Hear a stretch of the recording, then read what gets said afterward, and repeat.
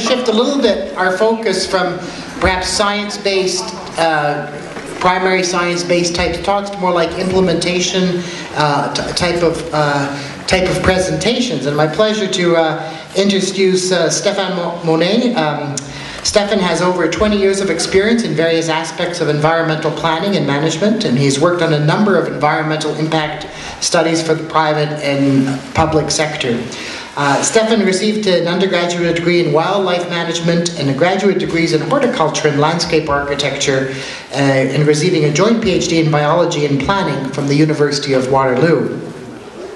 He is a registered professional planner and a landscape architect, registered with the Ontario Association of Landscape Architects. Currently, he is manager of environmental planning initiatives with the City of Greater Sudbury, overseeing environmental planning matters as well as the city's regreening program, lake water quality program, and the Earth Cares Sudbury program. And Stefan's talk today will be Living Landscape, a Biodiversity Action Plan for Greater Sudbury. This will be one of 2 half-hour talks now we have in this session. Thank you.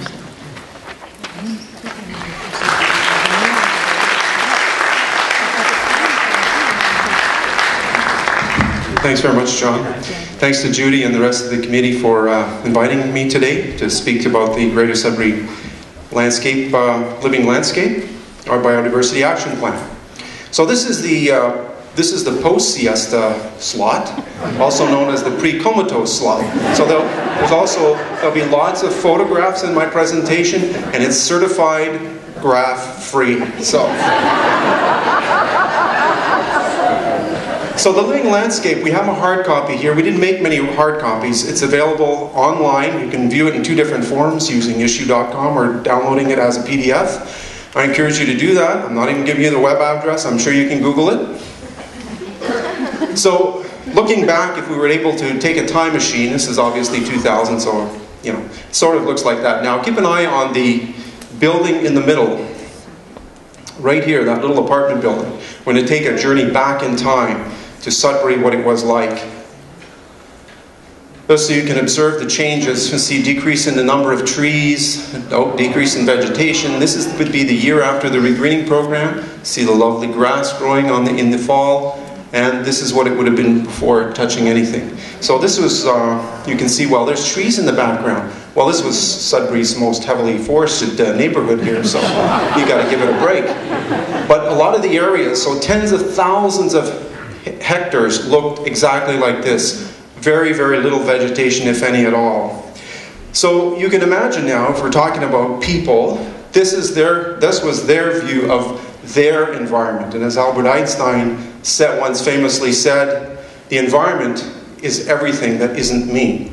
So this was their environment.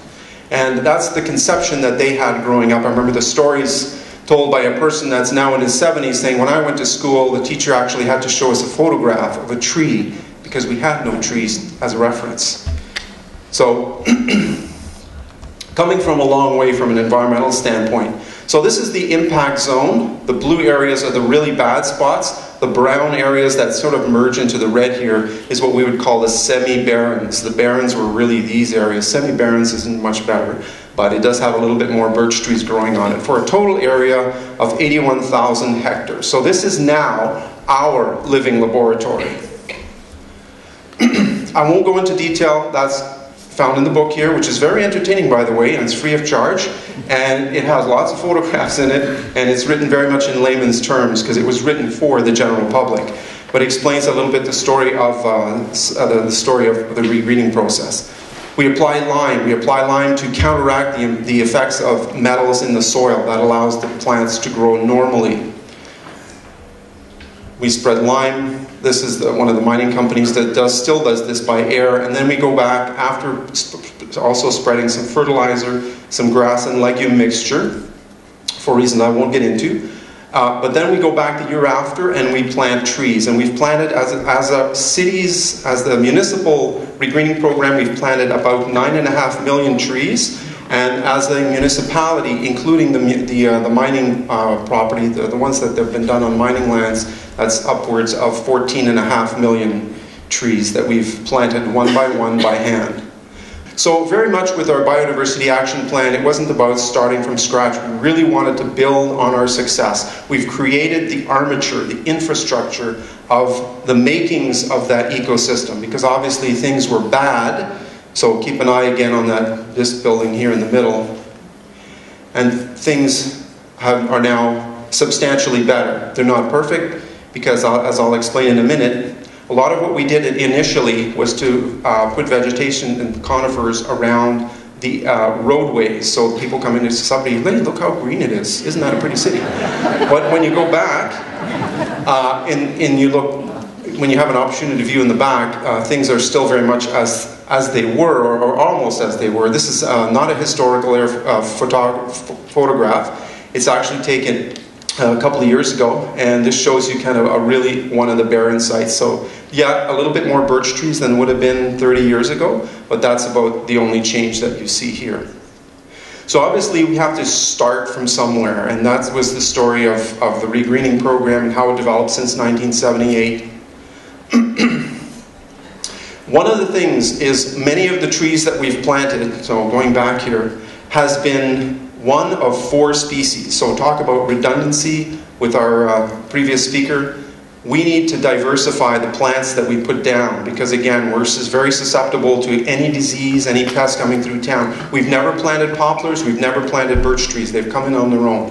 The 4 species are all conifers that we've planted. So roughly about 92 or 94% of what we've planted is one of the 4 species.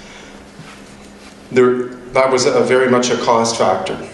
So what we're trying to do now is diversify like crazy, and we do that through a number of means. We diversify in terms of the plants that we do plant and that we purchase. So we have a nursery growing these.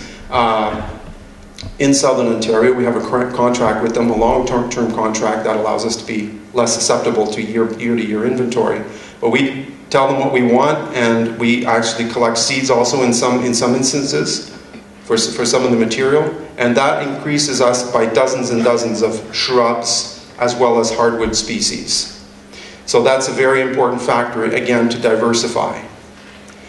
So the reason we do that is, of course, I forgot to mention, I'm going to interject with a few of these zingers in the presentation. So we heard about climate change today. Yes, we do factor in climate change as best as we can.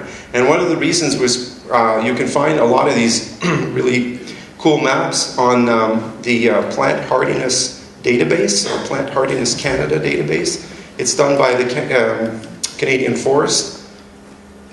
And you can model, it's only a model, so let's not all get excited, but it is you can model the predicted range of a specific species. So this is everybody's favorite in Sudbury, low bush blueberry. We have a blueberry festival. When I show this, of course, there's a jaw drop when I show this one. That's the predicted range of the low bush blueberry. What about our blueberry festival? You may have other problems to think about than a blueberry festival. But then I talk about the high bush blueberry that, of course, is higher and you can pick and it's less hard on the back, and then everybody smiles again. So, but this is the critical nature of what we're looking at. We are essentially trying to outpace and outfox, if you will, the effects of climate change. I know that's impossible, but we can at least try with some of the species that we do choose. So we're very cognizant of choosing things that are on the upper range of where they currently are. So between Parry Sound and Sudbury for now, and we're trying to bring some of those back. So things like buttonbush, for example, that doesn't typically occur in Sudbury. I don't think it occurs at all. That's one that we've tried in our wetlands, and it seems to be adapting quite well. And there's about probably 8 or 9 that we've tried like that. So we're very cognizant of that as a factor. But one of the things that we've had a hard time with is the understory herbs. So these are all the wildflowers, grasses, sedges, even some of the mosses and lichens that you have in the forest understory. So being opportunistic as we are, and as we have been over the past, since 1978, the MTO decided on a highway widening project, the Highway 69 corridor. So we go in after they've removed the timber, and we simply, before all the weeds get in, and we extract the vegetation that's coming up from those sites. So it allows us also to see what's there, as opposed to just blindly collecting anything that's there in the fall. And we hand move these mats, not turf, but these forest floor mats that we call, and we put them in big bread baskets, and we haul them back into Sudbury. They're all hand dug. They look half dead and really, unhappy here, but we unload the whole truck, and we put, this is a partial load here, and we water them for the night, and then they get put back in the truck, and from that point on, they're on their own. So whatever happens, happens. We really think we have a plan B, but we really don't, because you'd have to have a watering truck, and in some cases they're quite far, so there's no way that's ever going to happen.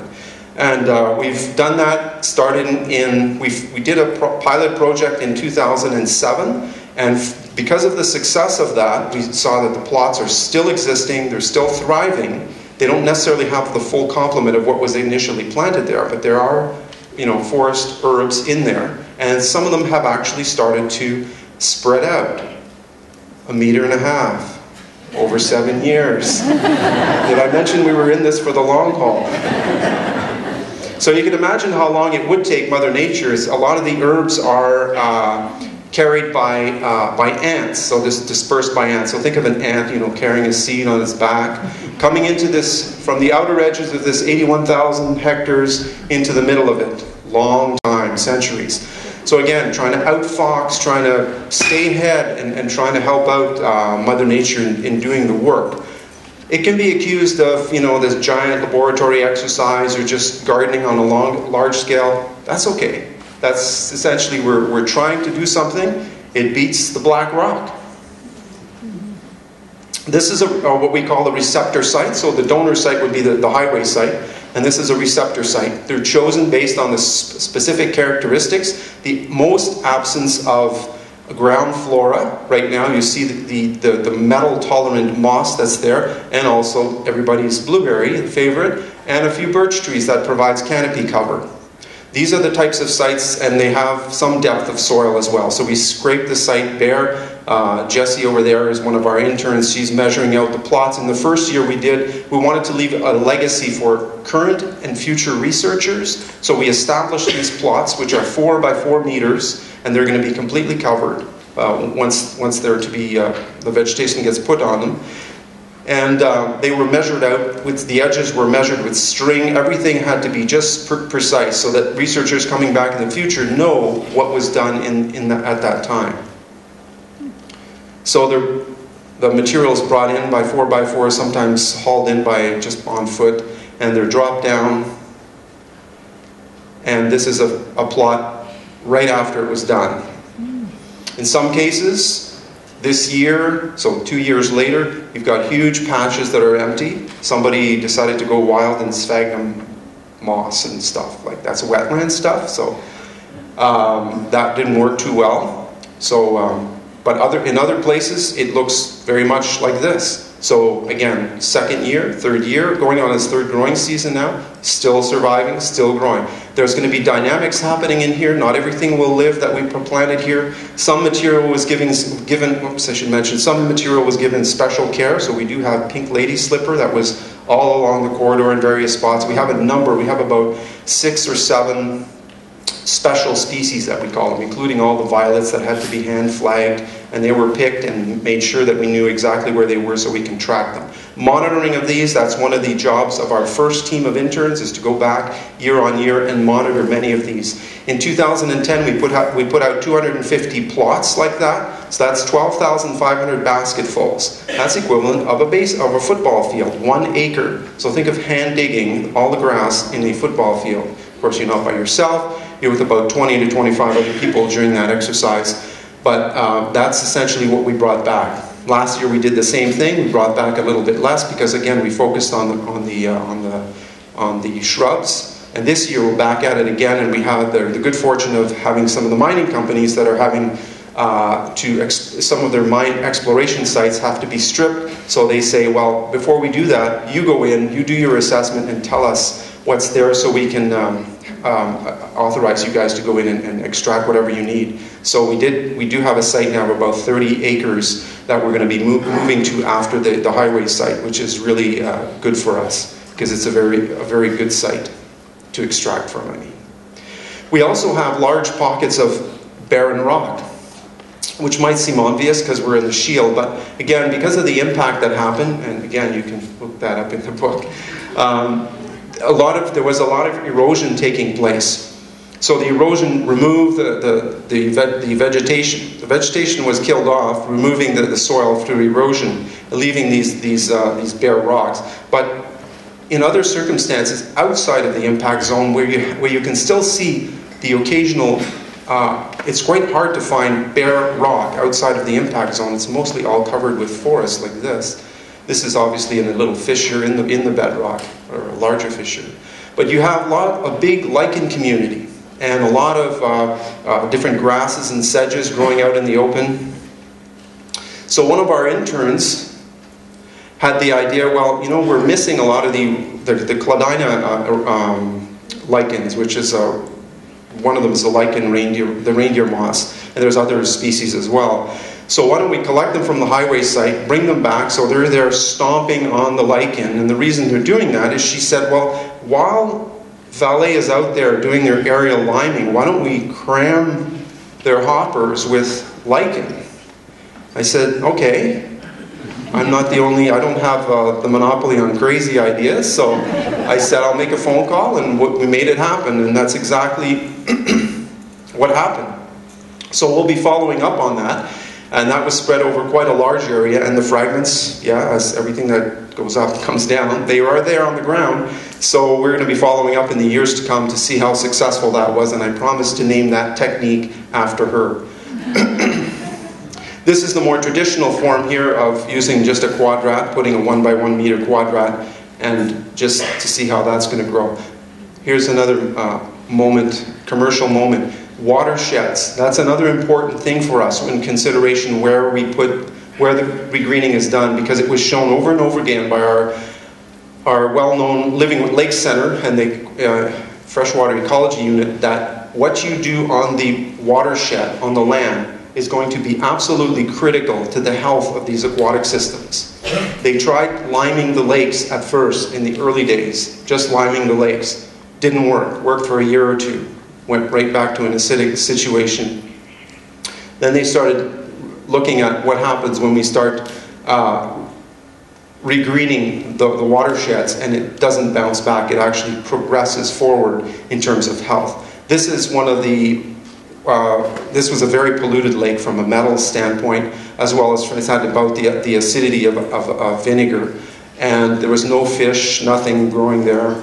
And now its acidity, its pH is about 6.6. There's about 6 or 7 species of fish there, and bouncing back quite readily. So this is again Ramsey Lake. We draw the water, municipal water, for 42% of our population from this lake. So it's pretty critical that we identify the pervious and impervious surfaces and look at the study the differences in the sub-watersheds, and try to identify where areas, these orange areas, are still areas that are bare, that are naturally bare, that have never been regreened. So that's one thing that we look at, amongst other things, of course, for the lake's perspective. The other point, wetlands, very critical to us, especially in the impact zone. They've been found to be critical to the aquatic system health, because they are pretty much the only thing on the barrens that are leaking DOC, dissolved organic carbon, to the aquatic system, which is really critical. So these again are critical. We need to integrate the protection of these in our official plan. We've done that in the first round. We are now in the process of revising our official plan, and we'll have more stringent protection policies for our wetlands, which are again critical. We're going to switch gears completely now. So those were the operations. That's the operations side of things from the municipality standpoint. Now we'll look at education and research. We've done education, and research has been critical from the very beginning, and we've had people involved. We want to expand on that greatly. We see research really as the cornerstone to long-term success of the regreening program. It's also imperative, and I'm a firm believer in that, the outcomes need to be communicated to the community at large, not just kept within the academic community. And we try to do that through a variety of means. And one of the means that we have in the probably a couple of years ago, is we initiated this Greater Sudbury Biodiversity Partnership that encompasses all these different ministries, local offices, I should say, Conservation Authority, the 2 First Nations, Part DFO, us, Science North, the professors at Laurentian, anyways, and on it goes, and most importantly also the NGOs in Greater Sudbury. And the idea isn't really to set up this supra group to look after everybody else. It's really not to do that. It's to really facilitate and allow networking to take place on a more regular and frequent basis, and to collaborate, to share information, and to share workloads sometimes on specific projects. The more we can do that and the more we can intersect with the general public, the better off we'll be. Again, this is a school group, and this was a result of the partnership. Things move fast when people want to do something. So a teacher in a high school told us, hey, we'd like to do some of this forest floor mat stuff. Good, so we investigated. They had the right kind of conditions, so we said, absolutely, we'll make it happen. And the students, this crop of students and the next crop of students after that, we'll be looking at the success of those plots over time. So we're engaging the youth from an early age. In 2010, International Year of Biodiversity, we held a biodiversity forum. We had things for the little people. So we had the Kratt brothers. Some of you aren't old enough to remember Martin and Chris Kratt from Zaboomafoo and Kratt Creatures, and they came to talk to the little guys. Again, biodiversity message. We had an opportunity there for all the partnership to have booths out there in the lobby and to really interact with the general public. We had different events as well for the adults. We had a bio blitz with the Laurentian University, and from a community engagement perspective, we have a number of different initiatives, including Frog Find. We developed a little flash application that we'd like to put on for Blackberries and phones, but it has specific to Sudbury, the frogs of Greater Sudbury. So you might want to check that out. It's kind of cool. Anyways, Frog Find, and people can say, you know, bring their sightings there. And we also have the Whippoorwill Survey, which, you know, the whippoorwill is the reason we picked this, not because it's threatened. That's kind of something that happened, but it's because in Sudbury it's quite common. We had 145 people that responded back. And one Saturday night it overwhelmed our 311 number, and I have, of course, as me, the absent-minded manager, I'd forgotten to tell our operations people on the phones that, so they were all like, whippoorwill, what are people calling about whippoorwills for? What do we have to do with this? Usually it's about potholes or complaining about something else, and we're talking about whippoorwills. So this is a point, and the question was asked before, well, why do we focus on the silos? If we can attract people with whippoorwills to call in, give us their name and phone number, it gives us a perfect opportunity. It's a species that's a foot in the door, so that you can call them back and say, hey, great, can you participate again this year? Or would you like to participate in Project Feeder Watch? Or some other maybe more taxing or complicated natural history project. And what we did is we developed little cards like this, the biodiversity, and we have on there, I'll leave some at the front here, we have the different projects that are on the left, as well as some of the NGO and various groups that people can call with the contact information on the right-hand side. So this is just to leave that with them. So I'll leave that here. Whoever wants them can come up after Steve Hounsel's talk. And I've lost my, there we go. Last slide. So this is just to show again, 2 divisions for biodiversity actions, and none of them is more important than the other. The operations really drives everything and creates and helps to create that armature, that framework for biodiversity. But also, and we can't do, the steps are really in order. We had to wait 20, 30 years before we could put the herbaceous plants down. They would have just fried on the bare hills. And the community engagement that took place, everybody in Greater Sudbury can lay claim to have planted at least 1 tree. The education and research that goes with that, the biodiversity partnership, and finally getting the community to help us with the biodiversity monitoring. I'm going to leave some brochures here with you. We have our whippoorwill, we did commercials for that on CTV as well. We have the whippoorwill bookmark, and we have a regreening flyer that you can pick up as well. Thanks very much.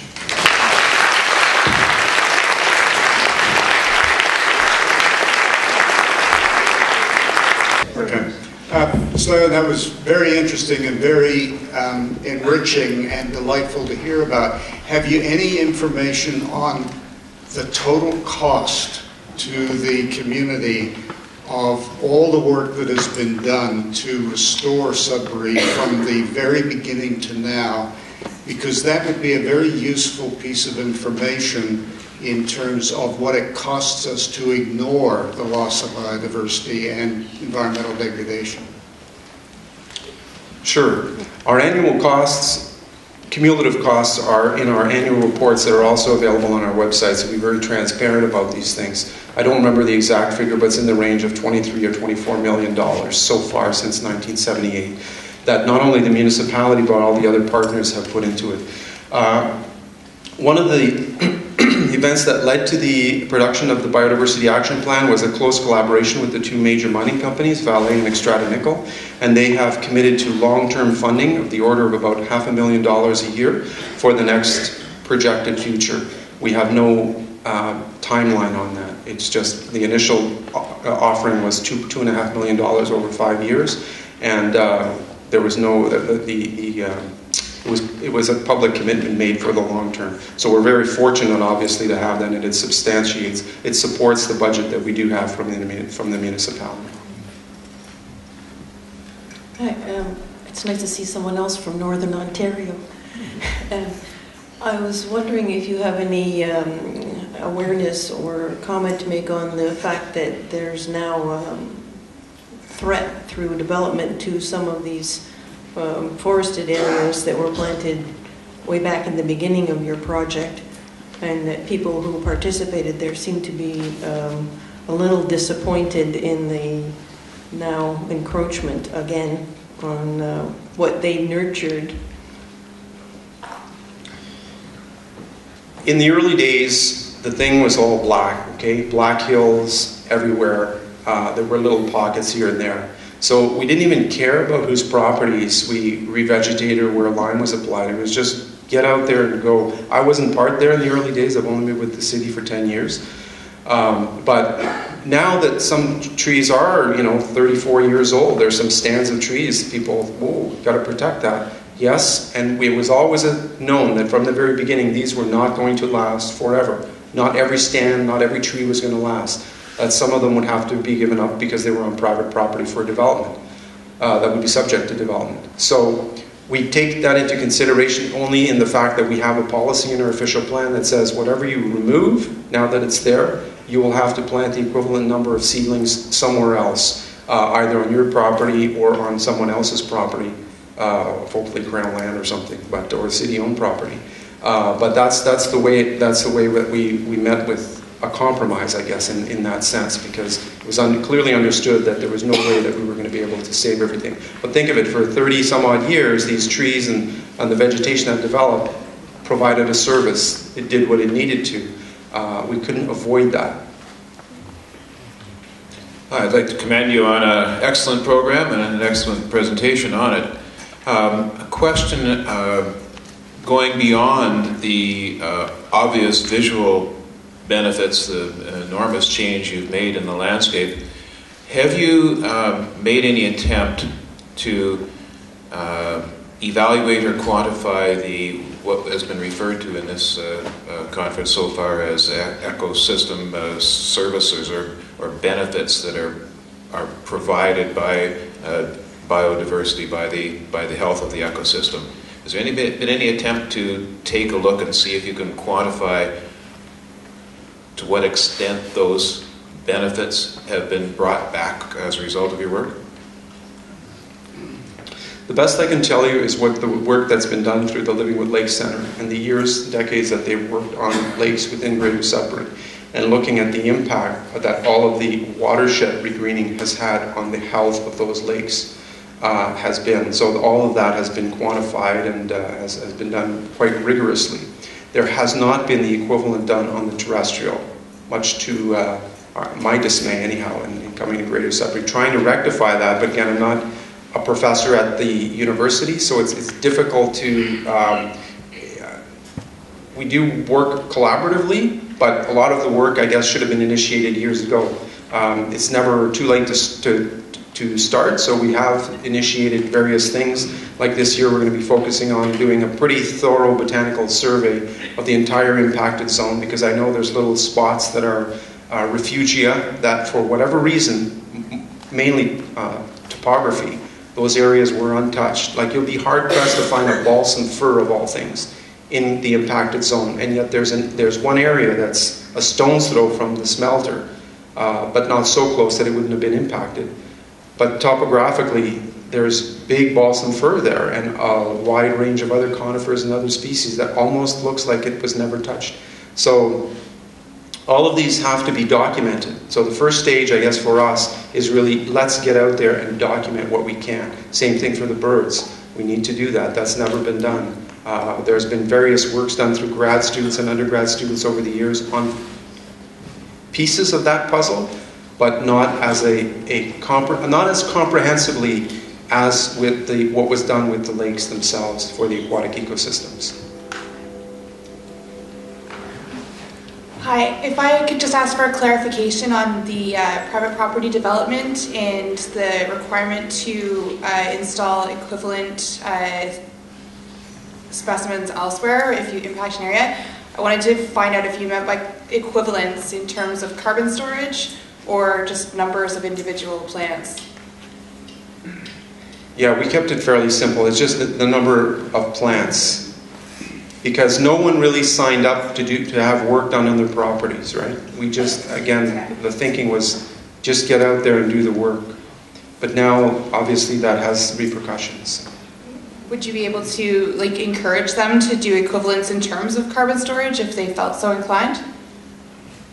Well, I guess carbon storage has it depends on the maturity of the plant as it grows, right? There's a stage where things explode after a certain size, so it really is storing up that carbon. But initially, you have to get to that point, and once you've passed that point, of course, several decades later, it's really not functioning that well anymore. But so, I think we need to keep it fairly simple.